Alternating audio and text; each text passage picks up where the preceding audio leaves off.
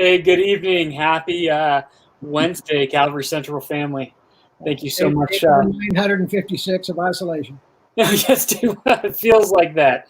It absolutely feels like that.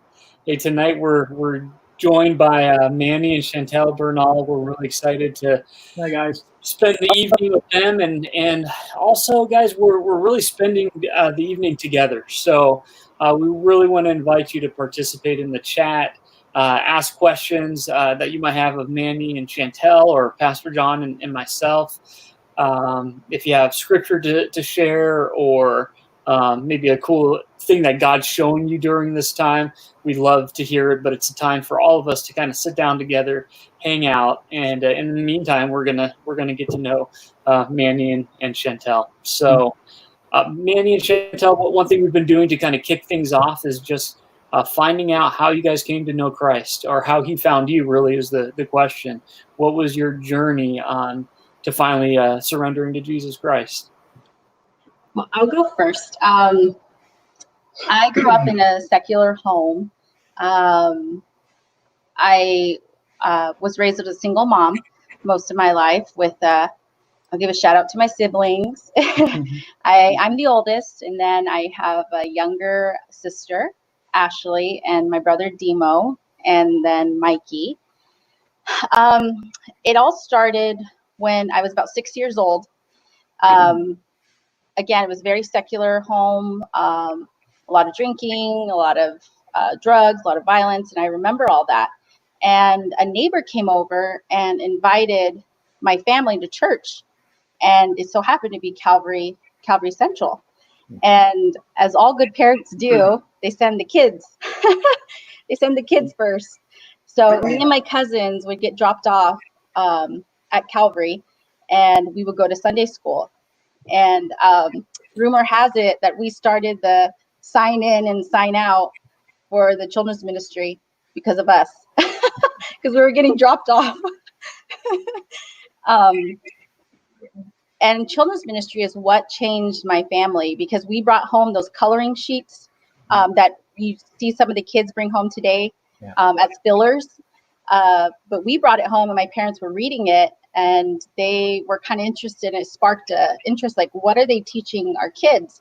So they started coming to church. And on Easter Sunday, the women of my family accepted the Lord. And that started the trickle effect where the men started coming. For me, I accepted the Lord. I started coming at 6. I accepted the Lord when I was 7. And it was with Matt and Ann Ross. She led me to the Lord. Sorry. She means so much to me. And she gave me my first Bible. I still have it. And that started my growth. And I was pretty much raised in the church about 30 years ago. And, but then it kind of led into his testimony. I kind of, in high school, that's when, was being pulled and tugged by the world. And I stepped away a little for a few years. And I rededicated my life when I was 19 years old. And then from then on, that's when I just been plugging and falling back in love with the Lord again. That's awesome. That's very we didn't plan that.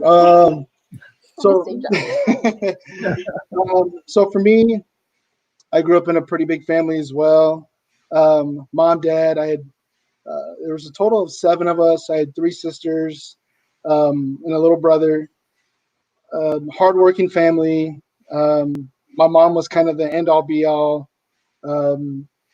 Just really worked hard to provide and be that emotional support for us. And in that time, I do remember church sprinkled in my early years, but we weren't really dedicated to, didn't really understand. I know we were just kind of showing up to church, and it got in the way of my wrestling on Sundays. That's what I remember. But as we got older, my family drifted away from it, my mom and my dad. And after that, I really didn't get a taste of church or even the thought of until high school. And at the age of, I want to say 15, I met this beautiful gal who is now my wife, and we just developed a friendship. Of course, I was very attracted to her. She's a gorgeous girl. So we played sports together. So there was a lot of things that we just had in common, and that led to, hey, do you want to go to church? And I said, okay, if it's going to be with you, yeah, I'll go to church. I didn't know what was going to come of it. Yeah. So here I am, getting picked up by her parents in an awkward car ride, coming to Calvary. And I still remember early on, I think this was at the 27th Avenue. I remember that building. And then I remember meeting in the back where the children's ministry is at now. I still remember leaving and thinking that my mother-in-law, or her mom then, had spoken to the youth pastor because of the message that was coming across regarding being unequally yoked. I had never heard that. I didn't even understand what that meant.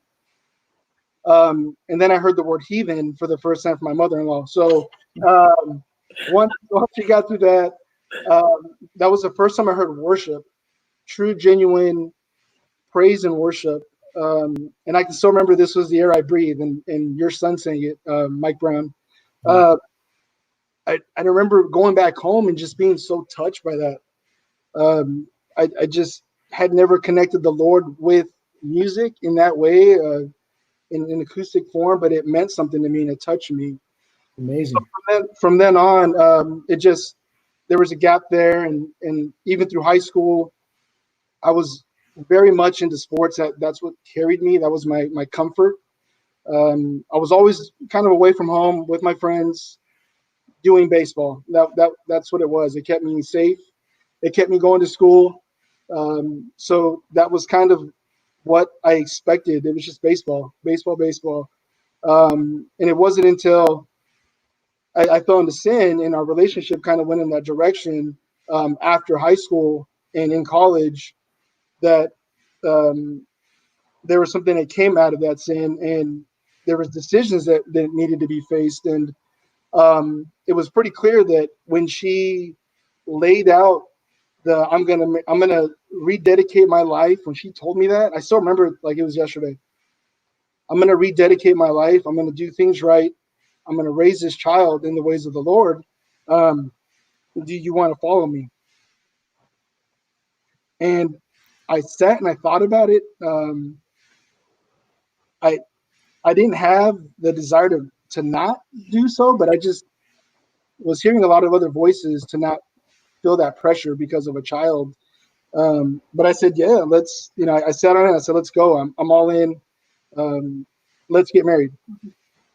So in marriage, we were required to do a marriage counseling, and I was with Pastor Terrell. So Pastor Terrell led us in that class over a couple weeks, and that's where I gave my life to the Lord. So it was definitely a change. It was against the norm of my family and kind of the way we did things, and it was a new start for me. So that's kind of what happened with us. That's cool. That's awesome. That's very, very cool. Yeah, I was there when the whole family started one by one. Pretty soon, your entire family, was taking up a whole row or two.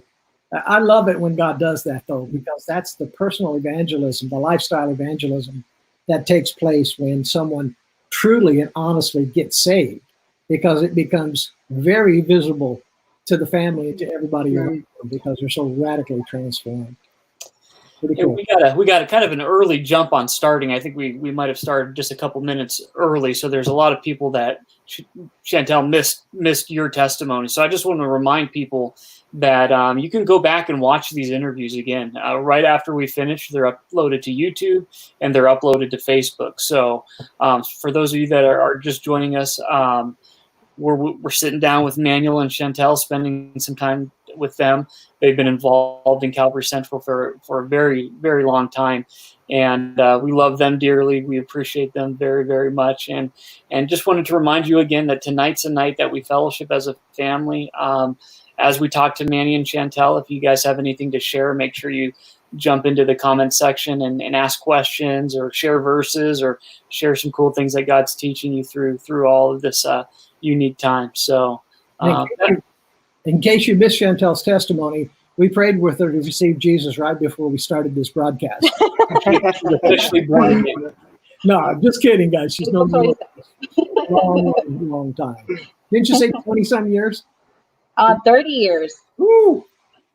That's 30 years. wow. Very old. So Yeah, she is. Manuel, will you touch just a little bit on your beard? Tell us a little bit about that. My beard? Yes.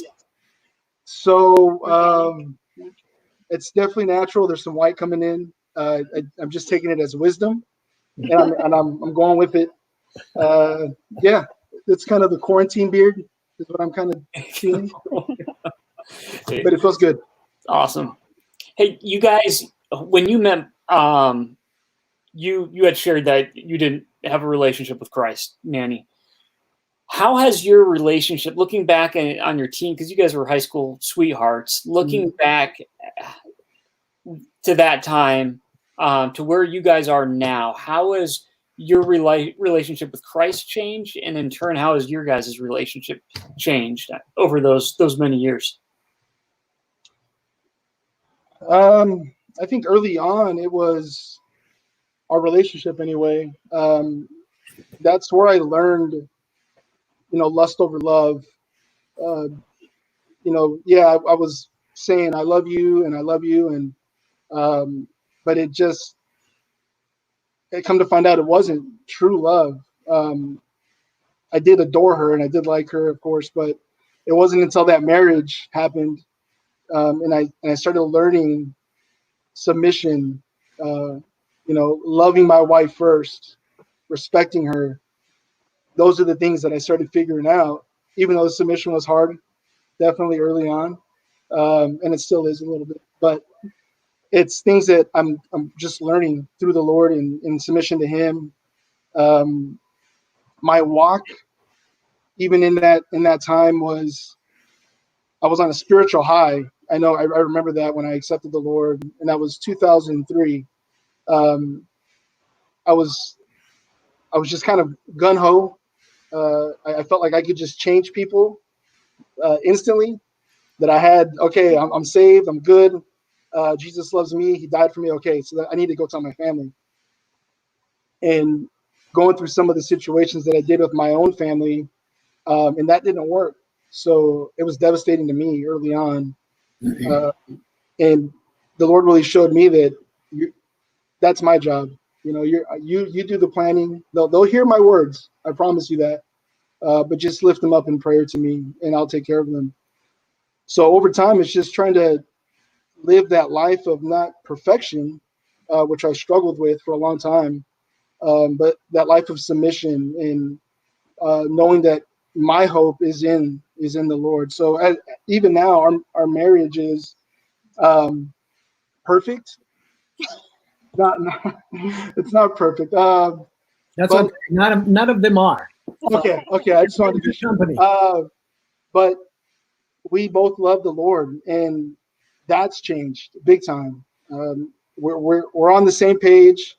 We might have difference in opinions, but we always meet at the important part of our marriage, and that's Jesus, which He's gifted us with. Manny, I don't know if you were like me, but I grew up in a home where, my dad wasn't around, but it was still a real male-dominated family, if you will. And even with my sisters and the guys in my family, my brothers, they, to put it simply, I didn't have a clue about how to be a godly husband, because the things that I did pick up were not scriptural at all. And I thought I was a pretty non-chauvinistic, and I thought I was pretty open, as far as trying to have equal roles. But you don't realize how much of your family life and training that you carry in to that relationship. So it's a whole transformation for learning how to be a godly mate. It's a whole different thing. Yeah, my dad was the one thing I'll give him for sure. He was a hard worker. He instilled that in me, so it's something that's carried on with me. He probably wasn't the greatest husband, and I saw a lot of that as a kid. I remember those times. So I kind of took the role of father early on with my siblings, my three sisters and my little brother. So I kind of took the brunt of that as I got older. Even as when we got married, it was kind of difficult those first couple of years because I was the go-to, whenever there's an issue with my siblings or boyfriends, of course. But that was kind of me, hey, you have a big brother, he's going to come and save you. And that just, I kind of thought that early on, and that had to go away quick. So that's the one thing I did. There wasn't a godly husband for sure. So I knew that I always wanted to be different, and I didn't want to keep that cycle going.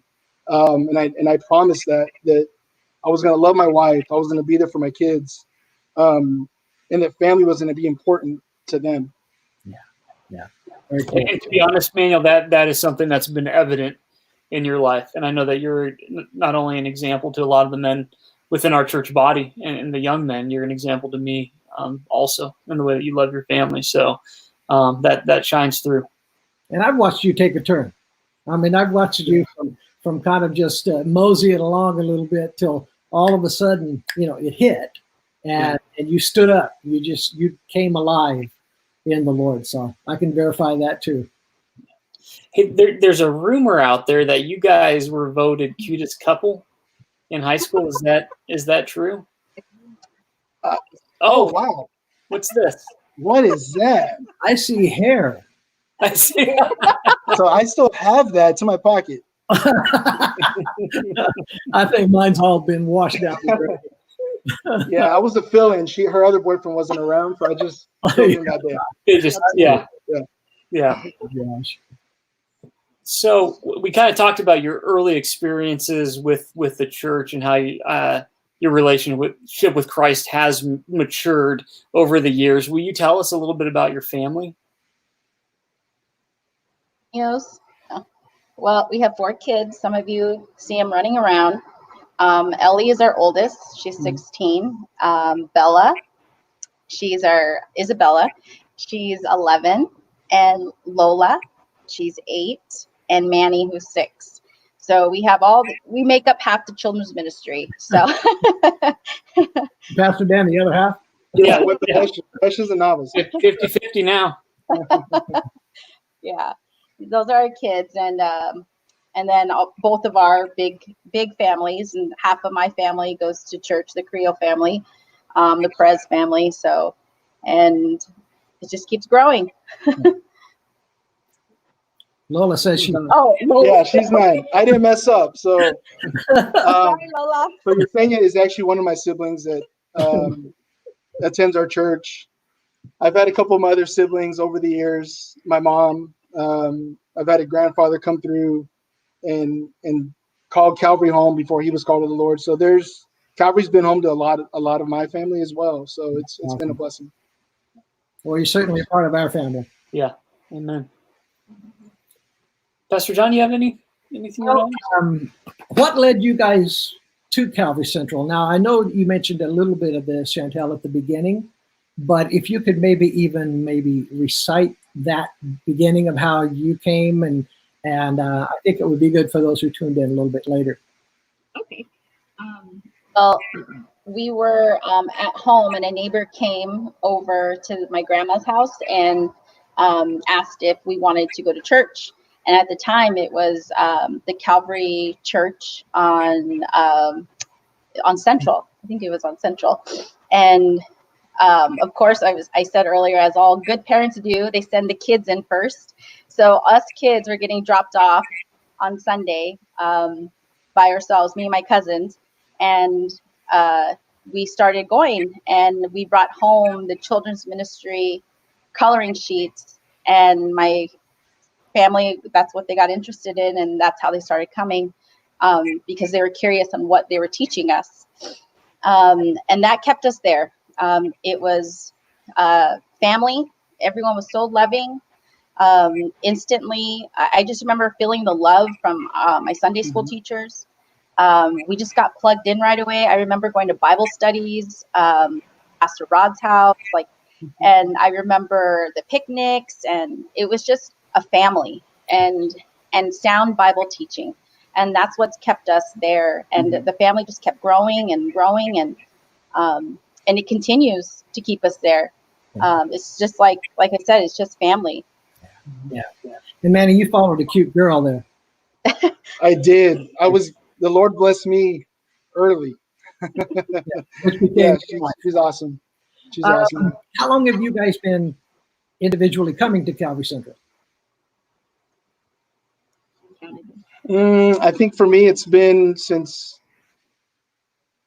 I would say 2003. I know I came before that, but it wasn't like it is now. So since 2003, so 17 years. I couldn't believe that number until I actually had to rewind a little bit. That goes by But yeah, it went by so fast. But 17 years for me.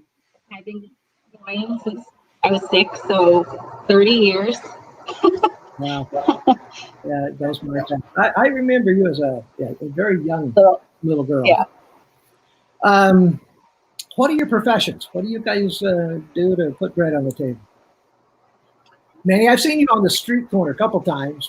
I tried to hide. I'm hard to miss, bald and bearded. I currently work for the city of Phoenix. It's code compliance for the neighborhood services department. So we deal with customer complaints in regards to blighted properties that are deteriorated, that kind of make the neighborhoods look ugly. If I've been at your door, I'm sorry. So, I'm just doing my job. Yeah, I've been in the city a total of about 14 years, I'd say. It's been 14 years. I was 22 years old. I've kind of done a number of different things. I worked in streets maintenance. I was a garbage truck driver for a couple of years. And then I went to the inspection field, and that's what opened up an opportunity for me to be in neighborhood services. And I'm currently still there. Yeah, cool. I'm a daycare teacher at Calvary Daycare. We're currently closed right now, but because of COVID, but hopefully we'll be opening soon. And I've been working there off and on for a total of 5 years. I was a stay-at-home mom for a little bit, and then I also used to work for the city of Phoenix in the human resources department. And I worked with union leaders and management, and it got a little bit tough when I had my 4th child with daycare and sickness, and it was just always back and forth. So I resigned from the city, and that's when I became a stay-at-home mom for a little bit, and then I worked for the daycare. I'm always amazed at how God puts things together. But watching you grow up as a young girl, and then you grow up, you stay in the Lord, you grow in the Lord, you get married, you have children, you do a couple of careers, and now God's got you back loving the kids at the daycare at Calvary Central. And only God could put something like that together. And that always still just blows me away at how the Lord, He knows how we're formed, and He knows what works. Yep. Yeah. Very cool. And those little kids miss you a lot. I know they love you a lot too. Cindy was saying that you guys took up a whole pew at the Seventh-day Adventist Church. Does that sound about right? And that was just the adults. And those are long pews too. Hey, you mentioned the daycare being closed. I was curious, how have your lives changed and family life and just the rhythm of family life? How has that changed during this stay-at-home order? And what are some of the good things, the blessings that have come out of it? Well, now that we're home with the kids, I love being at home. I really do, and that's something that I do desire. But with the kids, homeschooling them has a little challenging with 4 kids, all on trying to share a couple computers is really hard, but we're getting through it. And I love being home with them. It's one thing that's positive out of it is quality time. We were just talking about this, how much we're always saying, oh, we don't have time to do that with the kids, or it's hard to find time to do that. But now we have the time, and we get to do devotions with them. We get to do board games with them. And it's really awesome to have that. It's a sweet fellowship with them. Yeah. As a family.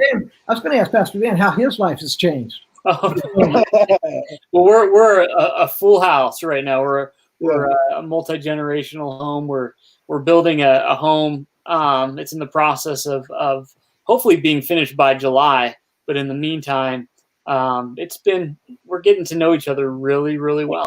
Yeah. To be honest, I mean, Ezra, my youngest son, he's 9 months old right now. And he's at that age where every day there's something new. Mm-hmm. And the fact that I've been able to be here for a lot of that has been a really cool thing. And that's something that I'm really, really grateful for. So every day he's saying something silly or he's just, you can see these brain waves forming, and he's becoming who he is. So that's been awesome. That's been awesome. Cool. Well, even for Becky and I, being confined through this COVID thing, our kids are grown, but it still changes everything for everybody. Mm-hmm. You're no longer having to figure out travel time to work and coming home from work, and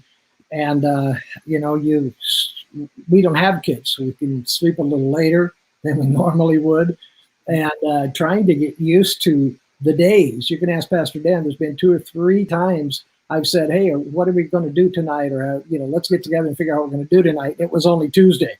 It wasn't even Wednesday night. So trying to get your day squared around sometimes is even tough.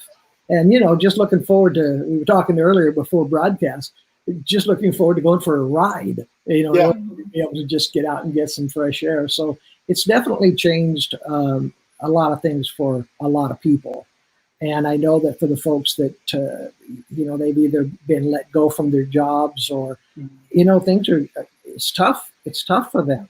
I'm sure we have some folks even in our own congregation that, they don't know if they're going to have a job, or they don't know when. None of us knows when it's going to start again. So it's been interesting. Yeah. Pastor Dan? So is there anything that people would be surprised to learn about each of you? Go ahead. Give us some dirt. Not too dirty. So I once played baseball in Mexico for a small little town in Chihuahua. Wow. I was compensated. I think it was like $100. And I said he's semi-pro. It was a professional baseball player. Yeah, it was interesting. It was $100, unlimited food. That was great. That's awesome. Burritos and Coca-Cola bottles and whatnot. So it was fun. It was a weird experience. Yeah. But yeah, that's baseball something that my sport. I loved baseball. Oh, I loved it. I wasn't so much to go on much further than I did, but I was left-handed, play first base, and I loved playing. I mean, that was. I didn't know you did that. That's really cool. Yeah. It happened. I don't know if my kids know that, so they might have just found out. Yeah, they a jersey or something you still have from that shirt, or I think they took it away from me when they kicked me out. You have Nacho Libre outfit? That would have been a better outfit than what we had, for sure. Yeah, for sure. What about you, Chantel? My first job, I actually was a tour guide for the Heard Museum, and I loved it. It gave me a lot of opportunities to travel young, and I met Nobel Peace Prize. And it was awesome because my family have ties to the Heard Museum, so I'm half Native, and my grandpa, some of you guys know Grandpa Mo Carrillo, he used to carve Kachina dolls for the Heard Museum, and Barry Goldwater donated a lot of his Kachina dolls collection to the Herd Museum, and my grandfather's Kachina dolls were in that collection. So when I would give tours, I would say, this is my grandpa's Kachina doll right here and over here. And it was really neat to have that personal connection. And as well as my mom, she used to work at the Herd Museum when she was young. And one of the artists used her face for a plaster as one of the models that would model the traditional outfit. Wow. And so I would say, oh, this is my mom on the tour. So Wow. I really enjoyed that. Yeah. That's very, very cool. Cool. Now, your grandpa does some amazing work. He really Oh, does. yeah. Amazing man. Hey, Nathan has a really good question. Nathan McGirt. I don't know if you know him. He says, with everything you know now, what advice would you tell your teenage self? You don't know everything. Oh, yeah. You don't know everything. You don't know everything, and there is a God that died for you and loves you more than you'll ever know, and will always be there for you as he promises. And you'll lose hair. And that I'll lose hair. Good advice. Yeah. Elliot's got a question for you. What was your most memorable event at the Dominican Republic? Oh, my gosh. Oh, that was yeah. We did so much in those 5-6 days in the DR. I think it's been, when was it? 2007. So we got to go to the DR with Elliot Smith and Kayla, Micah. It was before they put the baseball field in. Those kids, those people were the most loving people I've ever come across. People of an impoverished nation, to just welcome you the way they did to us was great. But I remember Steve had this small utility. It must have been the first smart car. It had a small truck-like equipment carrier. It was a stick shift. And he allowed me to take it. And I took the big tote of baseball bats and gloves down to the school, where there was a baseball field with cow pies everywhere. And these kids were trying to jump on, and it felt like I was almost like a celebrity. There was like 40 kids from this village just running down this dirt road with me as I'm driving in this little clown car that I probably shouldn't have been in. But yeah, we got to play, and the kids loved it. And I just remember it kept growing every day. It just kept growing.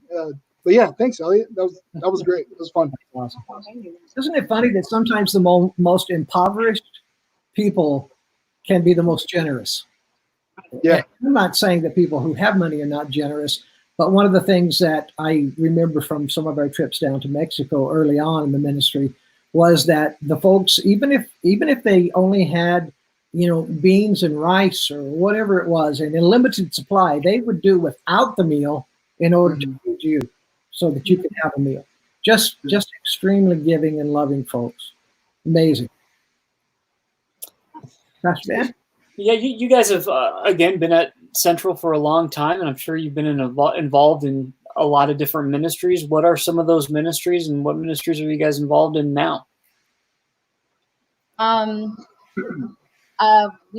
Right now I'm involved with the women's ministry. I'm part of the leadership team, and we're currently involved with the youth ministry. And what else? Oh, and then we once were, for many, many years, in the children's ministry. Yeah, so we currently are youth leaders, Gabe and Alicia, Revis. If Regis allows me, Regis Bohr, hi Regis. If he allows me, I'll do some ushering. I've done that. I was asked to be deacon, so I've done that for the last probably year. I'm helping on the men's ministry with Dave Charlesworth. He heads that, and that's with Eric Nava and Mike Akers.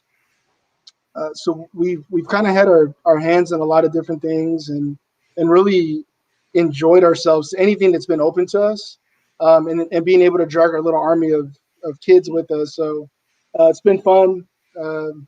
But yeah, we just love serving the people, our church family, and yeah, we miss you guys.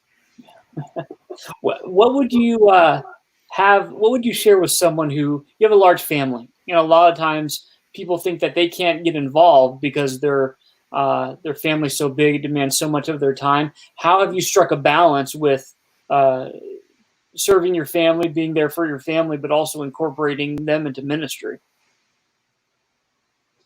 I think for us, it was just take priority, making Jesus number one in our family.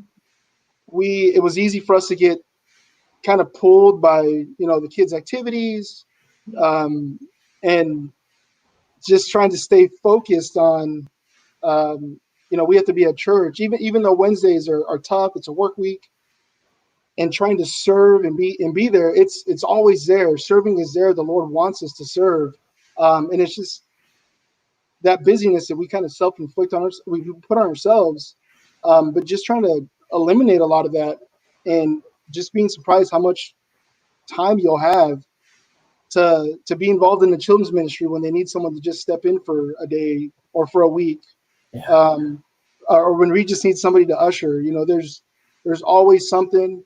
There's always something that's going to hold you back from not serving, especially the enemy. But we've made it a number one for us, and even to kind of be a role model for the kids, to show that God comes first before all. Amen. Your hobbies are great. We're going to put you in as many things as we can and run crazy all over town. But those days that belong to the Lord, they belong to the Lord. So that's something that her and I have both kind of tag teamed, and it's worked good for us, and it's allowed us to be present at Calvary. And it's obvious that you guys enjoy it. You find a great deal of joy in serving. Why is it? What is it about being around the church family and using your gifts to build, the Central family up? Why do you enjoy it so much? I grew up in a big family, so family is important. And then when I started coming to church, you start spending time with other people, and you start serving with them. And I think that's the best way to get to know somebody, is when you start serving alongside somebody, and you realize you have a lot more in common than what you think. And that starts building friendships. And then it starts building outside of church. For my kids, it's exciting to hear them wanting to go to so-and-so's house, because they are starting that at a young age. They're starting to build that friendship and build that trust with someone else, and it's growing. And I think if you just invest the time, invest the energy into establishing friendships, it becomes like family. Just the more time you spend with them and get to know them and take the time and be genuinely interested in them, it becomes like family, and then you start enjoying it. Yeah, early on, we struggled with that in our marriage. Just being hospitable and opening up our home. We were kind of on two different sides of the table, and then she opened up. She opened up. So, it was come as you are. Let's go. If we can come together and share some coffee, or just share nothing but, our day, that's all we would want. And now our kids expect it. So it's so funny to see what that was to what it is now. And our kids are always expecting people. So the Lord's really gifted us with the hospitality, especially. It's easy for us guys to say, hey, honey, so-and-so's coming over after church. It's easy for us guys to say that. But for our wives, it's a little bit more of a deal, because they always feel a certain obligation to entertain, and to make sure the house is fairly clean, and nobody wants to think anybody else to think they live like that all the time. So they got to make sure everything's picked up, and but the reality of it is, we all live like that sometimes, because when you're raising a family and you have a lot of kids around, you cannot possibly keep on top of it all the time in every single situation. So I think part of that is realizing that other people we're all alike. There's not much difference, and realizing that like you said, the fellowship's more important than whether this is picked up or that's picked up. And sometimes it's not a matter of just entertaining or fixing a meal. Sometimes it's just like you said, sitting down, having a cup of coffee, or just sitting and talking. Sometimes just getting to know each other is more important than what that house looks like. But it takes a little overcoming, you know. I mean, you do have to kind of come to a place where you say, you know, that's not that important. You know, people are more important than that. So, yeah, and it's a unique gifting that you guys have. You have the ability when you spend time with people to make them feel valuable and know that they're valued. And what an example of true evangelism is. We're called to reinforce individuals' value to their creator, and the way that you love people and the way that you both serve others and welcome them into your home, and also, you know, with the church family, I think you're a really good example of what it means to share the gospel, but also live out the gospel as well. So we appreciate that a lot. Yeah, amen. How can we pray for you guys as a church family?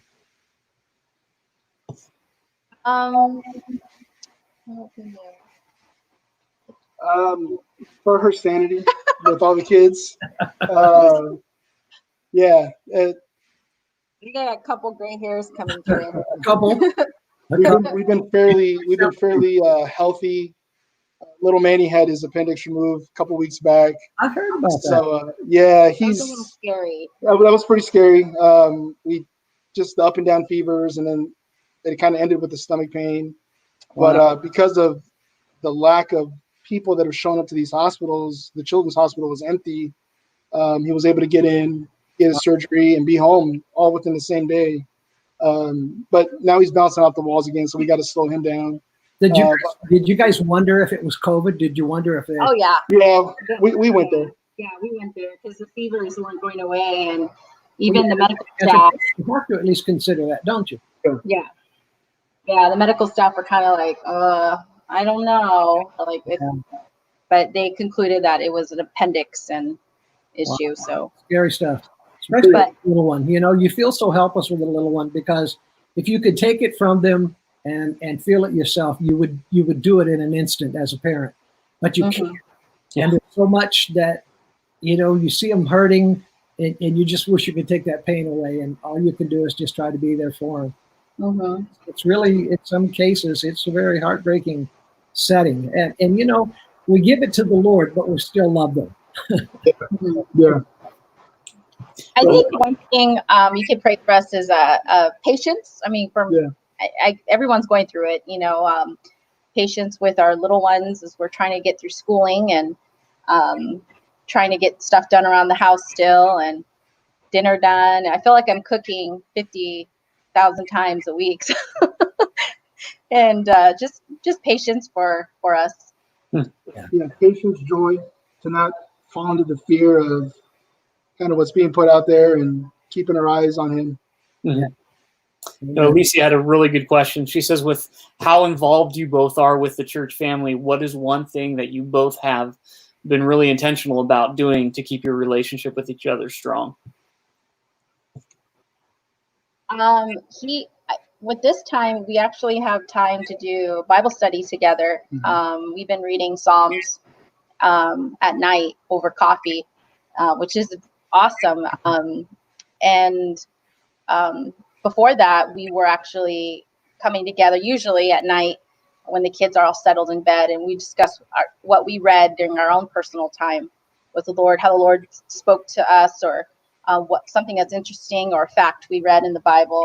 So I think that really draws us together is, you know, sharing God's word. You know, it's a bond. And I'm growing from his knowledge, and, you know, hopefully vice versa. It's even the last couple mornings, it's been really nice too, because I'm telecommuting from home. I'm a little more free to leave when I need to, but I've seen her get up in the morning, and she's walked in on me in my study, and then we can kind of share more coffee, because we drink a lot of coffee. But just really kind of making that time, and especially for me, I know for her, sometimes she's so just being an awesome mom and doing everything, and I'm just trying to kind of slow her down a little bit and just take that off of her, take that edge off of her, and look at her and just say, yeah, I need to step up in some of these areas, or become a drill sergeant and get all the other 4 kids that are running around. So, but yeah, it's definitely been a lot nicer this last couple of weeks because of us being a little more at home, and there's not things that we need to run to. There's just been a lot more quality family time. Yeah. You know, one thing that Becky and I found really important too, and I think it's true in every marriage, and that is, especially when the two are Christians and you're involved in a Christian marriage, and that is trying to be somewhat self-sustaining in our relationship with Jesus, because there can be a difference between people being very, very needy, and that puts a burden on the other spouse, because not only do they have their normal things that they have to carry and do and take care of, but they have to take care of the other spouse. And that's not a bad thing. But when both are trying to keep their relationship with Jesus in check, it makes everything else so much easier, because then you can work together as a team to take care of the kids, take care of the things that need to be done, all the chores and everything else that needs to be taken care of. And, you know, you do see, and I have seen through the years in a relationship where you have one, and it doesn't necessarily have to be the wife or the husband, it could be either one, but to where they're always needy. I mean, almost too needy, to the point to where the other spouse has to not only take care of the normal chores, but they're always having to pump up the other individual, when the reality of it is that should come from Jesus. It should come from our own relationship with the Lord. And you guys seem to have figured that out, and that's awesome that you figured it out at an early stage in your relationship. But I think that makes it easier for us to serve. Yeah, it does. Face mask. Lisa, You guys do face masks together? Yeah, he has pore issues. Large pores. What else is there to do? Yeah, that's true. Well, you know, it's funny because I've made some. That's one of the things I've had a chance to do while we've had extra time, and that is I have a couple 3D printers, and I've been printing some of those face shields. And my doctor took half a dozen of those. A friend of my son Aaron's took about a half a dozen of those. And so, you know, we all do what we can to try to help out our heroes out there that are still having to be in the front lines. They don't get a chance. They can't stay home. They're trying to take care of all of us. So, and you mentioned the masks. It reminded me of that. Hey, Bill. Bill Miller just checked on. Hey, so we're kind of coming to a close here. You guys have a lot of people from Central tuning in. What, if anything, do you have to share with them? We just look forward to. I miss opening that gate or locking it, but I just look forward to seeing everybody, hospitality out, all the greeters, the kids running the grounds, all the youth. We miss you guys a lot, and just being at the door with Regis and Oscar and the guys, Jason, Eric, all you guys, Ron, hi. But yeah, just that fellowship. I know, and if you have a chance, reach out. You know, I know we've been intentional about not only our own family but our friends, and you know, whether that's some coworkers, whoever. Check in, and even if it's for a couple text messages or a small conversation. That's amazing. Yeah, just love on people right now. It's just such a great opportunity for that, and I've seen it. I've seen it within our own circles, and we're keeping each other accountable, and definitely encouraging. So ministry doesn't stop, you know, even though we're not with each other. You know, if Lord laid someone on your heart, or doing someone in your mind that came up, be intentional and reach out, even if it's a quick hello. You may never know that person really needs it at that moment. Amen. And I've seen a lot of creative ways that a lot of our ministry leaders have continued to serve the people that God has called them to minister to. So again, if you're I think that's a really good encouragement. There's still it might be different than the way it usually looks, but don't think just because of these changes that we still don't have an opportunity to teach and spend time with one another. Real quick, when Lisa mentioned face masks, my mind went to making face masks for COVID, like Pastor John was saying. Oh, I didn't realize that was what they meant. Oh my goodness, Manny, I gotta hand it to you, buddy. You look good in a face mask. I love her. I love her. I'll do it. I'll wear a wig. I'll do whatever. Oh man, hey guys, I know we're going on a little long here, but Erlinda has a really good question, and I think a lot of parents want to hear this. How have you talked about these changing times with your kids, or have you? A little bit of both, only because they've noticed that they don't leave the house much. Just really encouraging them through the word, giving them an idea of what is going on. I mean, the severity of kind of what's been happening, why they're not allowed to go to the store, because they do ask and they do want to be out and about. But also encouraging that prayer. You know, when we're together and we're eating or whatever the case may be, we lift those people up.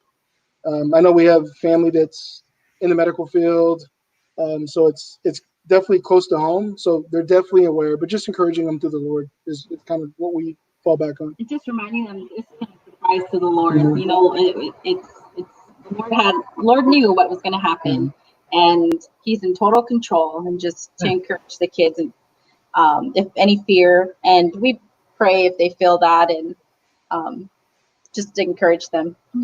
Got the joy of the Lord. Amen. Amen. Pastor John?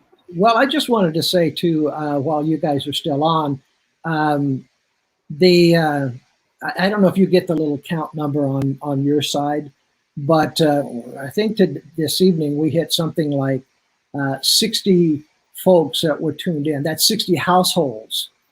And so if you take even maybe a couple people per household that's watching, which I think is conservative, that means our Wednesday night services are now hitting like 120 people. Wow. So that means that God is growing us. And, you know, although this has been something that we all want to hang out together, you can't put God in a box.